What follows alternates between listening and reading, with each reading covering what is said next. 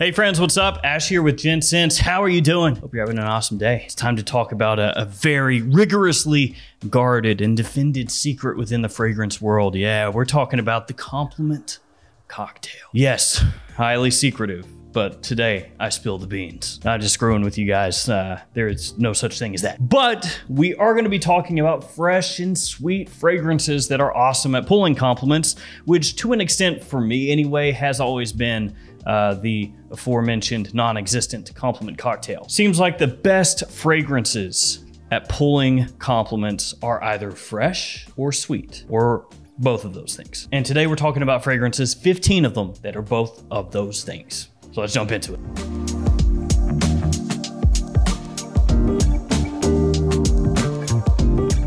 So these fragrances are ones that people absolutely love, fragrances that have gotten me a lot of positive attention over the years, and it goes without saying that most of these have fantastic versatility as well. We're gonna run through these fragrances pretty quickly today because there are so many of them, but of course before that, let's get into the codes. Gents10 is the code for LuckyScent.com. Save yourself 10% off the entire website. Don't be a putz. Don't pay full retail. What are you doing? Same thing with TwistedLily.com. Gents10, 10% off the entire website. And then Joma Shop Gents8, $8 off any order over 110. Should be Gents10 for 10% off, but it's not. It's Gents8 for $8 off. Fragrance time. First one, Why Live from Yves Saint Laurent. Realistically, it could be almost any of the fragrances in the Y line. Why Eau de Toilette would work, why Eau de Parfum would work, but we're going Why Live. Why Live? Because this is quite possibly the sweetest of the bunch mixed together with a decent amount of freshness. So Why Live gets overlooked quite often. And in the US, it's not as easy to find as some of the others in the lineup because they hate us in the US. Thanks, Yves Saint Laurent. But you can still find this at discounters very easily.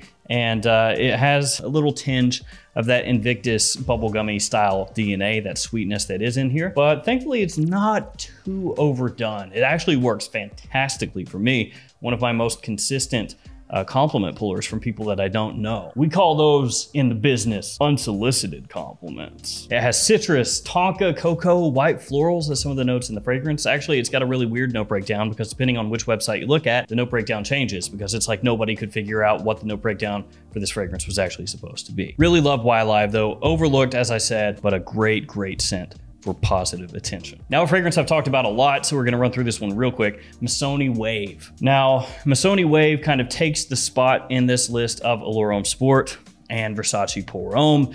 Everybody seems to really enjoy this scent because it has good performance, a great presentation. It's very fresh, very clean, very easy to wear, but has enough longevity that it's not just gonna float away off your skin and be imperceptible after 30 minutes. It's got a lot going for it. So Missoni Wave, absolutely fantastic if you're looking for an aquatic fragrance with citruses and a little bit of a musky, woodsy dry down. Stuff friggin' rocks. Missoni Wave. Then we've got Allure Homme Sport Eau Extreme from Chanel. Now I would pick this one over Allure Homme Sport just about any day. Now I know there are gonna be some people out there that disagree with that, but I think this one does what that fragrance does, kind of like Missoni Wave does what Allure Homme Sport does, but a little better. Allure Homme Sport's still really good though, really good. So don't take that as me saying it's bad or that you should feel bad if you like it. It's great. Mandarin Orange, Mint, Tonka, Cedar, and Musk, some of the notes in this fragrance.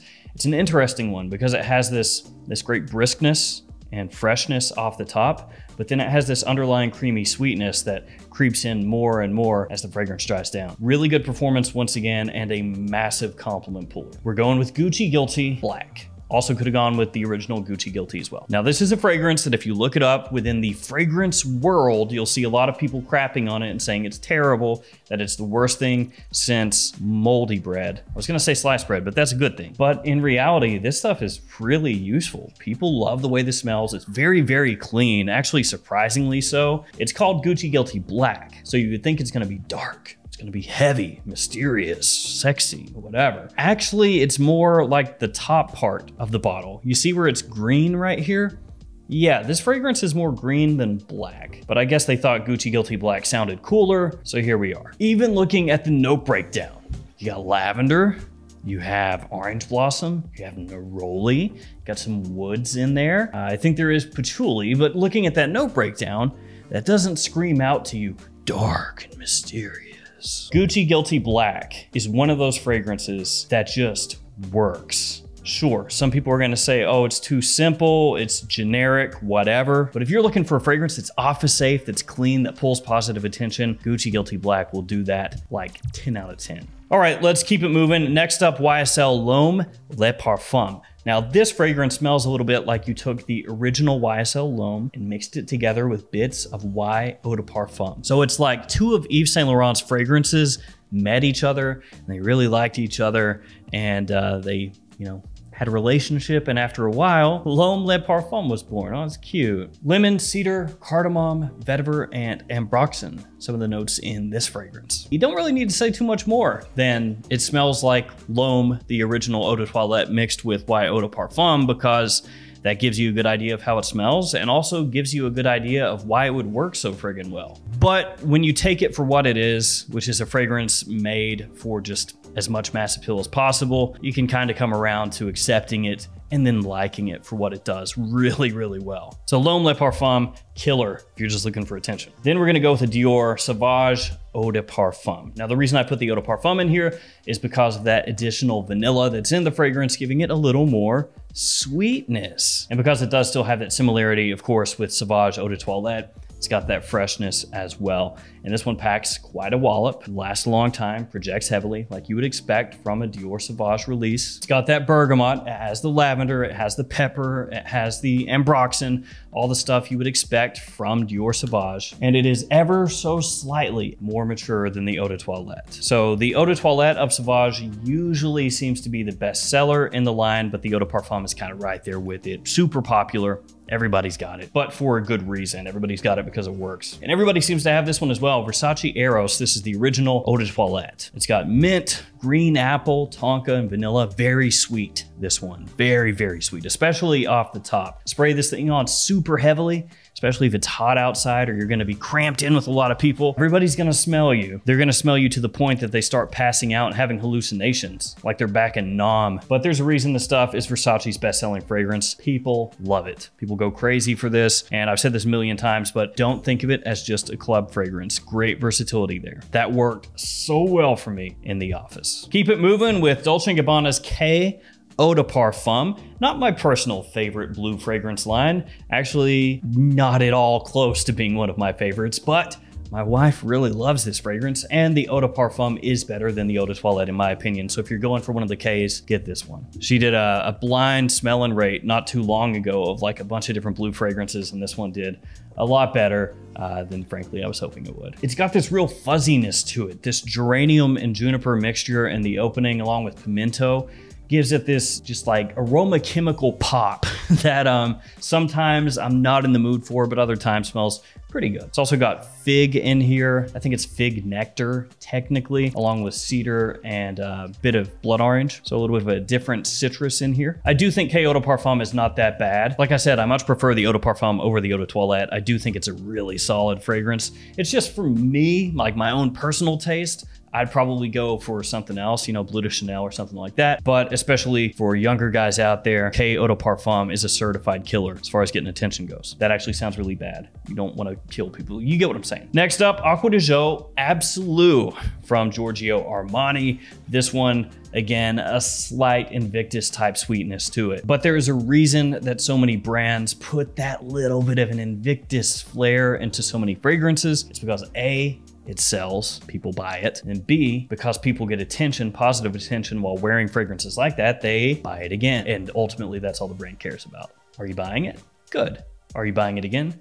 Better. So you see that just scattered all over the place. Now this has C notes as citrus, woods, and tonka. It doesn't really have a lot of the Acqua di Gio DNA. So if you go into this expecting it to smell very similar to the original Acqua di Gio or Acqua di Gio Profumo or something like that, you may be disappointed. But if you don't really like that DNA, you could be happy, I guess. I was not a big fan of this one originally because of what I just said. It's not super close to Acqua di Gio, and it's actually a little bit closer to Invictus. But as time wore on, I did grow to appreciate it a bit more, as I talked about in my Acqua di Gio buying guide I did a while back. And no, I didn't wear it this much. I actually split this bottle out years ago. Okay, let's do that last little Invictus Touch, shall we? Valentino Uomo, Born in Roma. Now, when this one came out, people were a little bit peeved because this, in case you're unaware, does not smell like Valentino Uomo or Valentino Uomo Intense or Valentino Uomo Aqua.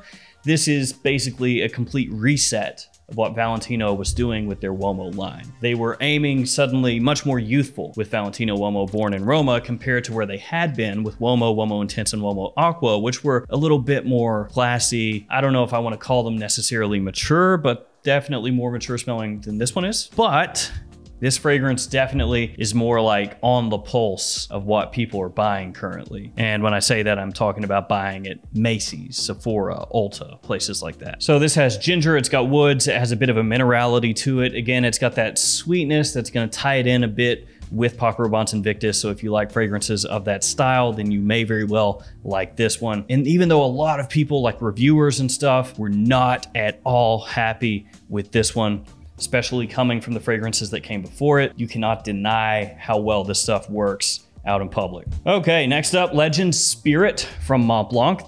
This one actually, completely screwed it. It smells like Invictus Aqua. I thought the last one was the last Invictus style. This is the last Invictus style fragrance, okay? Smells like Invictus Aqua, but cheaper. Of course, Mont Blanc, really well known for putting out fragrances that from discounters don't cost all that much, but smell really nice and are great at garnering attention, which of course this one is. Citrus, water, lavender, musk, woods, some of the notes in the fragrance. My overall favorite Legend may be Legend Eau de Parfum, possibly the Eau de Toilette. Those smell more similar to Fierce. Fierce, honorable mention. But we're still going Legend Spirit. So if you want something Invictus Aqua E, but less expensive, check that out. Next up, Le Mans On Board from Jean-Paul Gaultier. There are many Le Mans flankers, and that makes it very hard for any of them to stand out. Outside of the occasional one that we get every, seems like 2 or 3 years, I guess. Like Ultramall, that one really popped off for a little bit. Le Mans Eau Fraiche, same thing, Popeye Eau Fraiche when it first hit. And then of the new Le Mans Le Parfum, of course. But in between those releases, there are lots of ones that come out and nobody cares and they just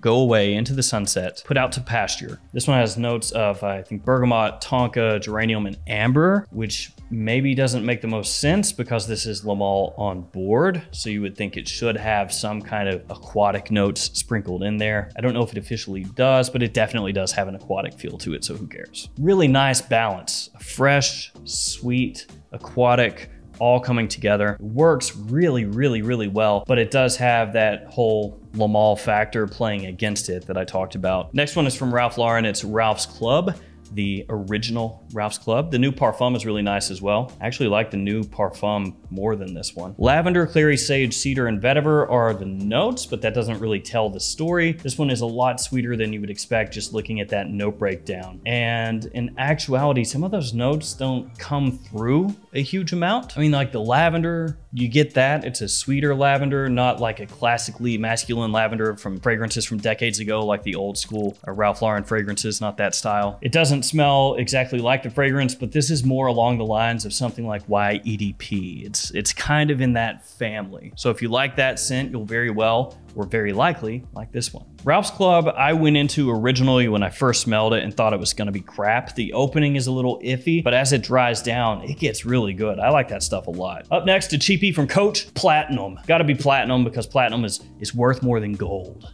Yeah, well, they just skipped gold and silver and copper and all that other stuff. They need to come out with Coach Palladium. Pineapple, vanilla, cashmere, and even some leather in this fragrance here. It is another fragrance that's kind of walking that line between fresh and sweet. You know, it's got fresh aspects, but then the sweetness in here makes it a little bit heavier, pack a little more of a punch. So if you spray it on real heavy, especially in summer, it may not work all that well. It can start to be a little off-putting, but as long as you don't do that, you're good, you're gravy. People love this stuff. I'd say especially Coach for men, the original, and then that one, Coach Platinum, especially if you pick them up from discounters real cheap, they make a nice little filler fragrance for a lot of collections because they're dumb reach fragrances. They're the kind of scent that you just grab, spray, and go. Last but not least, L'Homme. Gotta love these names, just L'Homme. Pineapple, Tonka, Juniper, Geranium, and blood orange, some of the notes in the fragrance. To me, this one has always come across as smelling a bit like, where are you? The K line. More specifically, K Eau de Toilette, but I actually like this one a lot more. I think this smells nicer than K Eau de Toilette, and it's cheaper as well. And also I like the presentation more. I know it's like not like anything crazy or amazing looking, but that K EDT bottle, I hate it. That's just me. I know some people think that this crown right here is sick.